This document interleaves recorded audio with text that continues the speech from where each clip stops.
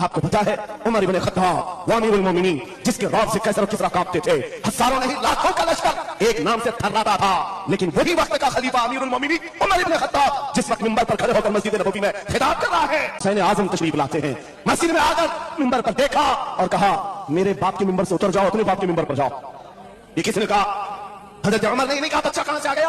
हुजूर के इंतकाल के बाद अहले बैत का सिलसिला खत्म हुआ, फौरन वक्त का खलीफा उतर आता है, अमीरुल मोमिनीन मिंबर से नीचे आ गए, घुटने जमीन पर रखा, घुटने जमीन पर रखा और कहा शहजादे आपने बिल्कुल सच कहा, ये मिंबर आपके बाप का है, यह आपके नाना का है, मेरे बाप का कोई मिंबर नहीं, उमर के पास जो कुछ है आपके नाना का है। खाते हैं इनके घराने का, भोगते हैं इनके घराने पर, ये न मिजाज फारूकी है न ये मिजाज सिद्दीकी है।